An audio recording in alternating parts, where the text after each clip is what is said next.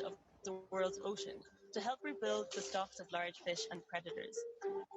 At a global level, in 2017, the International Maritime Organization implemented a convention that regulates how and where cargo boats release the water they carry in their tanks. But local and international efforts might not be enough if the root of the problem is not addressed. As long as the Suez Canal's natural barrier is broken, invasive species will continue to make their way into the Mediterranean. What's needed is the reinstatement of a high salinity area, and that can be done using desalination plants. Unless you turn off that tap, the Suez Canal tap of the invasion, then all of these measures won't work, will they?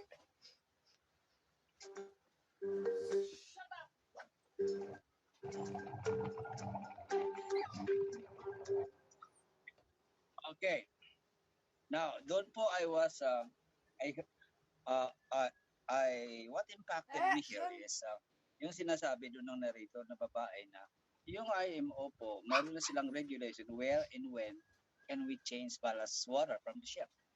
So may regulation na doon po to address the problem. When I'm going to speak specifically more on our ship because sabi doon po yung IMO, may regulation na sila na kung saan tayo magpapalit ng ballast. So there is a regulation that somehow we need to follow. But you know what? The problem here is enforcement. Kasi po, it is common among us people who works on the board ship, the way we operate that ship, na paggabi, well, alam na ninyo po yung ano nangyayari paggabi. Maski malapit sa costa, kusa na lang tayo nag-pump out ng ating ballast water, especially if this ballast water coming from different areas, there might be some invasive species in there. There might be some plants which is alien to that particular place. There might be germs in a bacteria that's also in the water. Mangyari, pag na-pump out mo yon, and then they are going to thrive that particular area and then dadami. So ang nangyayari, naging problema na po sila. So yan po yung ating contribution doon. The way we operate the ship is we simply pump out yung ating ballast water maski saan lang. That's why it has to be addressed. We need to follow regulation para po hindi po yun lalong lalala yung problema ng mga invasive species, alien species, germs, bacteria, etc. Now, talking about cruise ship po, yung cruise ship is one of the big contributor for this also. Tanker vessel, lahat na po ng barko because they are consuming about a lot of ballast water. They are have this a lot of ballast water. Now, ang sabi po nga dyan po is like this. Dili lang o. Yan. Ang sabi po dun sa ballast water is like this.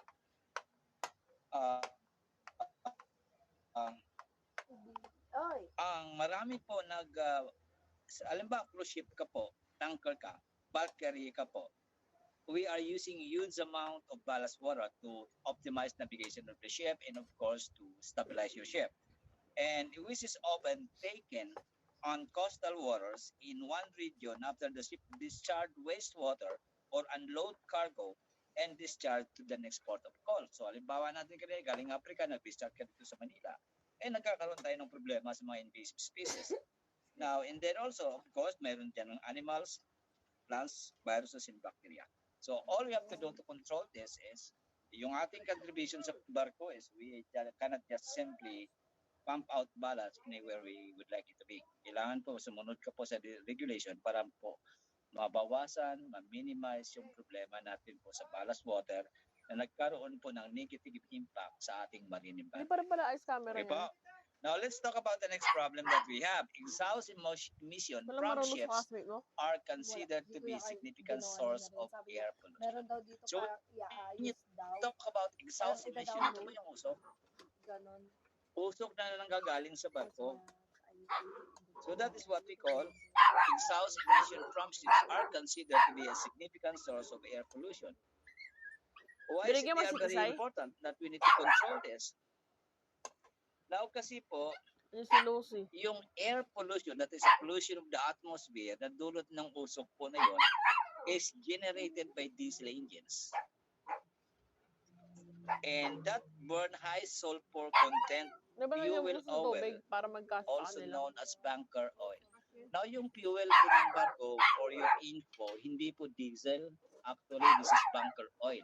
Yung bunker oil po, mababang quality na po na fuel yan. Karang ang kasunod na sa bunker oil mo po is parang asfalto na po yun. So it contains lots of carbon dioxide, sulfur, carbon monoxide. Pag masunog, Hindi na ako kung mukha saan sa lamin. pupunta po yun? Yung sa usok na yun. Diba sa atmosphere, doon pupunta yun sa Sige, itaas. dito. Kasi po they carry, especially sa bunker oil natin po, they carry sulfur dioxide, nitrogen oxide, particulate, and carbon dioxide and hydrocarbons, which again lead to the formation of HCHO or green gases. Ang green gases po is one of the very big contributor. Why is it? Our ozone layer, green gases po to, is depleting.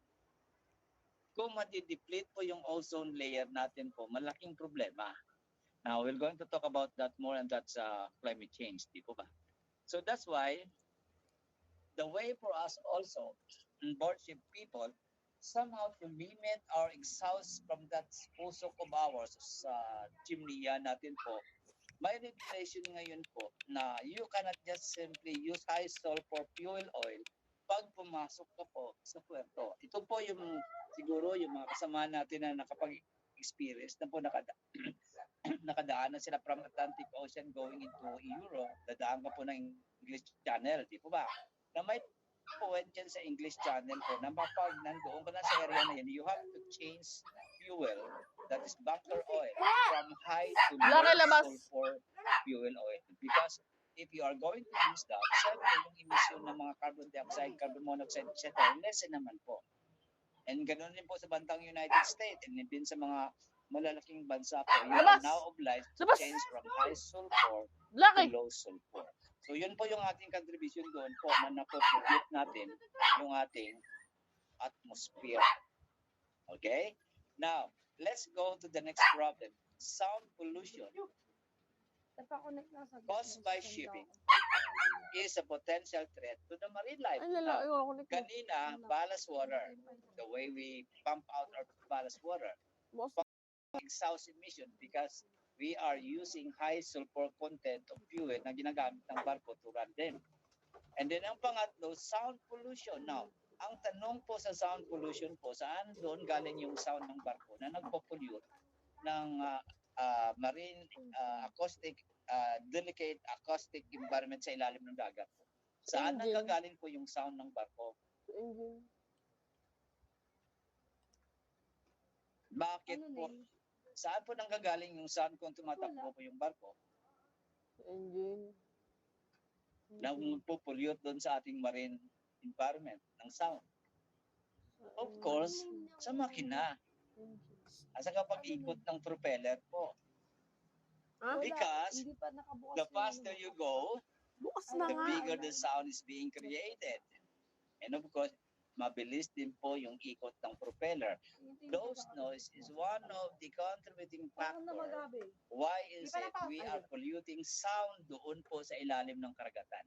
It's simply, maybe kung may isip po, kalapad ng kalagatan po yun di ba? Bakit ma-pollute ng sound po yun? But it is happening today. You know what? May mga area in particular part of the world that you cannot just simply run very fast. Now, sino po nakabiyahe doon sa bandang New York galing Florida po? May mga kasamahan tayo na nakabiyahe, nakadaan yan po. From Florida straight all the way into the New York. Nakabiyahe kayo dyan po? Sino po nakabiyahe dyan? Wala pa nakadaan dyan? Okay. Why did I mention something about Florida po? Kasi ganito po yun. Diba, diyan kayo galing sa mga Miami, Florida, even though galing kayo sa Mexico, sa New Orleans, Houston, etc. Now, kung papunta kayo ng New York, diyan kayo dadaan po kasi. And then sa dulo po ng Florida, if you are going to New York, you have to turn left. From that point on, diretso ka na po doon sa bukana ng New York River. And then, why did I mention that? Because there are times of the year po in a very specific area, you are not allowed to run more than 9 knots. Now, by the way, what is knots? A-N-O-T-S. This is nautical term, that's why I'm going to explain this a little bit. Alam niyo yung knots? A-N-O-T-S. Hindi knots na tali. Hindi tali po yun. Okay? Yung knots po kasi is a unit of measurement of the speed of the ship. 1 knot is equivalent to 1 nautical mile. So pag sinabi natin na 9 knots, yung takbo ng barko mo po is 9 nautical miles in 1 hour because 1 knot is equivalent to 1 mile. Diba? Unit of measurement po si knots. Parang kung weight po ninyo, di ba, kilograms. Pag sa speed naman ng barko, knots po yung tawag natin. So yan po. So doon sa particular area, hindi ka po makatakbo ng more than 9 knots. Kailangan ka mag-slow down. What is the principle behind? Kasi kung mabagal yung takbo mo, you produce also less sound. And that sound, yung effect nun, minimal lang po doon sa ilalim ng ating marine environment or marine life. Now, yung 9 knots po kasi, kung tanker vessel ka or even a bulk carrier ka or even general cargo ship ka, hindi problema po yung 9 knots sa kanila. Kasi karamihan sa mga barko nito mabagal tumakbo. Simply because they are built for space para marami may ilagay yung cargo. Hindi sila built for speed. Di po ba? Pero ano naman po mangyari kung ikaw po ma'am yung passenger ship? Ano mangyari po kung ikaw container ship? Ano mangyari po kung ikaw po yung cargo ship? Car carrier ship. These are ships which are designed for speed. So kailangan mabilis yung revolution ng makina mo para po mabilisin po yung takbo mo. So therefore, they create a lot of sound.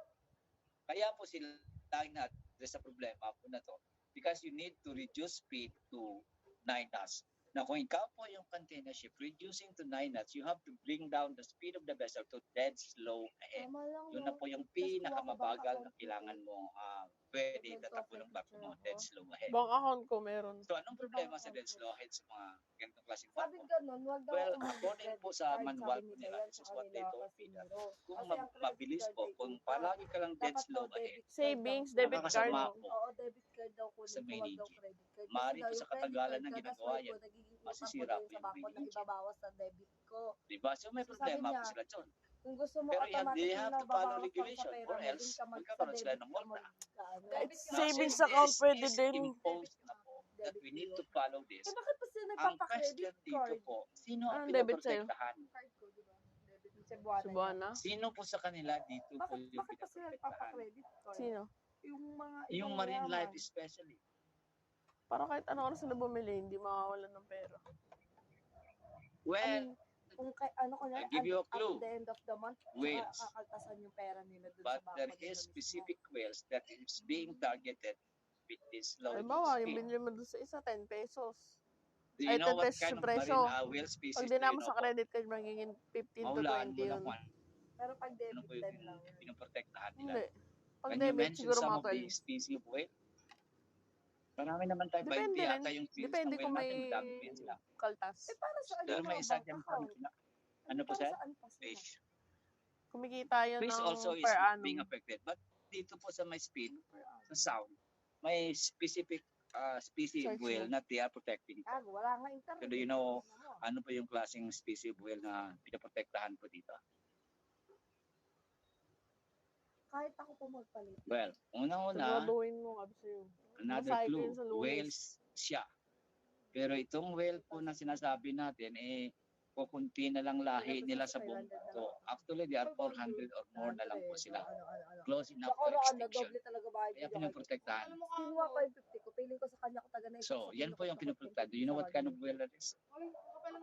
What species of whale that is? Okay, sunod. Alam niyo, sir, kung sino po yung pinoprotektahan yan? Bakit na kailangan natin mag-slow down, for example? Coral. Oras, naapektuhan po yun, but we took different topic lang yan. We're going to discuss also with you later. Right Bakit whale, sir. naman mapapagod yung oras? Mamaya pa yung different topic po yun. North Atlantic. North Atlantic, what's that? right whales. Exactly. Yung pinoprotektahan dyan po is North Atlantic right whale. So bakit po, anong ginagawa ng mga whale sa mga panahon doon sa area sa eastern part of Atlantic during that particular time of the year kung bakit pinoprotektahan po sila? Breeding season, sir. Malamig sir, malamig. Winter season? Breeding Yes. season. Okay, breeding winter. Okay, ipagdugtong natin yung breeding at saka winter season. Kasi ganito mangyari. North Atlantic it is because sa North Pole banda nakatira mo, yung north part of the Atlantic which is very, very cold. Di po ba? But during winter in those places, winter, sobrang lamig. So ang ginagawa po ng whale, bababa po yun dyan. Bababa may immigrate sa south. Hanggang finally po, nakarating sila doon sa bandang kanan ng New York, all the way down doon po sa southwest Savannah. Diyan po yung mga area na yan. Doon po sinasabi ko na may mga restricted areas dyan po na hindi ka po pwede makatakbo ng more than 9 hours. So tama rin po yung sinasabi ni Sir kanina na why are they there? Why are they being protected? Trabaho. We are going to discuss that later on after lunch break. For the meantime, lunch break muna po tayo, sir. And then we are going to continue discussing this 1:15 mamaya. Pagbalik natin po. For the meantime, lunch break muna guys. Gutom na po kayo. Hindi mo na lang sobrahan. Opo sir, gutom. Pero pagkain, sir. Yes po. Tayo ng umaga pa ako nagngangaw-ngaw dito, no? O, di ba? Hindi ka kaya gutom. Hindi niya na mula ng 8:15 pa ata yun hanggang ngayon ngaw-ngaw pa na ako ng ngaw-ngaw. So, kain muna po tayo. Lunch break, para 15 ma-replenish minutes. yung ating energy dito, di po ba? So guys, let's back at 1:15. La una Kahapon 15 po. 40 minutes eh. Mabait yung hapon. Sige po, see you later on guys. Sige sir, sige po, salamat po.